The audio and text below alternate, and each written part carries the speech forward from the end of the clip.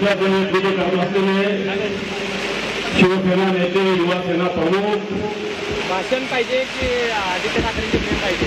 माननीय आदित्यजी ठाकरे साहेब, राष्ट्रवादी काँग्रेसचे प्रदेशाचे अध्यक्ष माननीय जयंती पाटील साहेब, शिवसेना नेते माननीय विनायकजी राऊत, या मतदारसंघाचे आमदार वैभवजी नाईक, सर्व व्यासपीठावरील मंडळी. जास्त बोलणार नाही कारण आदित्यजी ठाकरे साहेब बोलणार आहे. एवढंच सांगतो की छत्रपती शिवरायांचं राज्य यावं, अशा प्रकारे हे राज्य यावं ही श्रींची इच्छा होती. मला वाटतं या पुतळ्याची दुर्घटना घडली याच्याने एक लक्षात येतं की भ्रष्टाचारी महायुतीचं सरकार जावं ही श्रींची इच्छा निर्माण झालेली आहे. आणि हा पुतळा पोचवायला जो 8 महिन्यापूर्वी उभा झाला होता, नरेंद्र मोदी चालले होते, तो बसलाय गाडीत. 8 महिन्यापूर्वी उभा राहिलेला पुतळा जर पोचवत असेल तर मला वाटतं 2 महिन्यांनी सरकार सुद्धा कोसळल्याशिवाय राहणार नाही.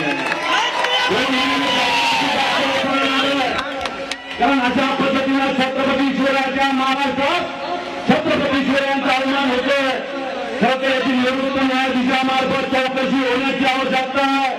आणि भ्रष्टाचारी सरकार, या राज्यातलं भ्रष्टाचारी सरकार शिंदेचं असतील, फडणवीसांचं असेल, पवारांचं असेल आणि इथले जे मंत्री आहेत, चव्हाण असेल, केसरकर असेल, या सगळ्यांनी या महाराष्ट्रात देशघडीला लावण्याचा प्रयत्न केलेला आहे. विविध राज्याचे उपमुख्यमंत्री सांगतात की हा पुतळा नौसेनेला बसवलेला आहे.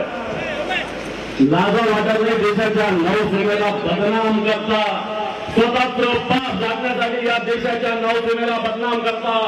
अरे तानाजी अंग्रेजांच्या नेतृत्वाखाली छत्रपती शिवरायांना नौदल निर्माण केलं होतं. आज त्याच विचाराने या देशाचं नौदल चालत असताना या नौदलाला बदनाम करणाऱ्याला सुद्धा हा देश आणि हा महाराष्ट्र माफ करणार नाही. आणि मला वाटतं ही भूमिका आज फक्त मालवणमध्ये नव्हे, पूर्ण कोकणमध्ये नव्हे, तर महाराष्ट्रात जाणारे अशा प्रकारची ग्वाही देतो. थांबतो. जय हिंद, जय महाराष्ट्र आणि जयंत पाटील साहेबांना विनंती करतो की आपण मार्गदर्शन करावं. सभेच्या ठिकाणी